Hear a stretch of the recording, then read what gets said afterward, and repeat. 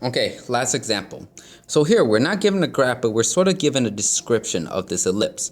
So first thing I want to do is just draw a rough sketch of the ellipse. So it looks like my center is at -7, 2. So 1, 2, 3, 4, 5, 6, 7, up 2. So there's my center. Now your center is going to be your h and your k. So h is going to be -7, k is going to be 2. Now, it also gives us a description of the major axis and the minor axis. It says that the major axis is going to be horizontal. So this tells me that this is going to be a horizontal ellipse. So we have a horizontal major axis. Now, not only that, but the major horizontal axis has a length of 10, which means that from one side to the other side of the ellipse is going to be 10, so it's going to be 10 all the way across. Now, if it's going to be 10 all the way across, that means halfway is going to be 5. So to draw my ellipse, what I'm going to do is I'm going to go 5 right and 5 left. 1, 2, 3, 4, 5. 1, 2, 3, 4, 5. The reason I went 5 to the left and to the right is because that way the major axis has a length of 10. Think about it this way. Whatever your major axis is, your A and B value is going to be that length divided by 2. So that means that from one point to the other is going to be 10. Now, same idea with the minor axis. The minor axis has a length of 8, which means that I'm just going to count 4 up, 4 down. So 1, 2, 3, 4. 1, 2, 3, 4. And here's sort of my ellipse. So my ellipse looks something sort of like that. Now, the graph is important, but really what's important is going to be the values that we're going to need to write our equation. So the 4 values I need for an ellipse are h, k, a, and b. H is the x value of the center.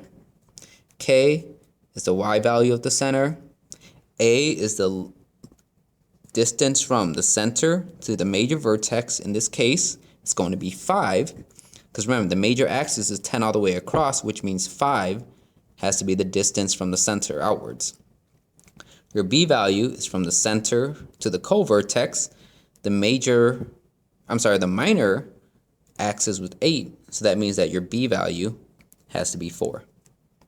So there's our A, B, H, and K. Now, next you need to decide what type of equation you're going to use. In this case, since my major axis was horizontal, I'm going to use the horizontal equation. So we're going to have x minus h quantity squared over a squared, bigger denominator underneath x for horizontal, plus y minus k squared over b squared equals 1. And then from there, plug in, make sure you do the opposite for h and k. So my x value is going to be x plus 7, because we're doing the opposite here. Your y is going to have a -2 because it was positive in the graph. So y minus 2 squared. Your denominators, don't forget to square your denominators. So we're not going to put a 5 down here. We're going to put a 25. Same thing with your b value. Make sure you put a 16 instead of a 4. And we always have a 1 on the right-hand side. Now, what we're going to need to do is we first need to get rid of the denominator. So we need to come up with a number that both 25 and 16 will multiply or divide into. Now, the easiest way to do that really is just to multiply the two numbers together. So 25 times 16 is 400. What that means is 400 is a number that 25 will divide into and 16 will divide into. So what I'm going to do is I'm going to take all 3 terms here and multiply by 400. So we got times 400 here, times 400 here. So all 3 terms is going to get multiplied by 400. Now from here, we're just going to reduce. 400 divided by 25 is going to be 16, because that's how we found it. So we're going to have 16 x plus 7 squared plus 16 goes into 400 25 times. So 25 y minus 2 squared equals, right hand side, 1 times 400, just 400. Now, next 2 steps are, we're going to need to square both of these binomials.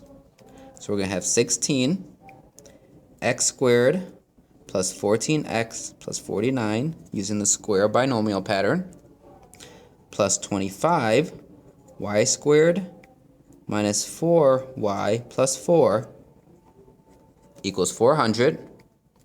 Let's distribute the 16 and distribute the 25. So we're going to have 16x squared plus 14 times 16 is 224x plus 49 times 16 is 784. And let's distribute that 25. So we got 25y squared minus 100y plus 100 equals 400 is on the right hand side.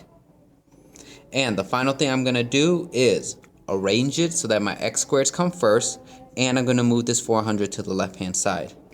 So minus 400, and the term that I can minus 400 from is the 100. So we have a 0 on the right hand side. The left hand side, let's arrange everything so that the x comes first. So we're going to have 16x squared plus 224x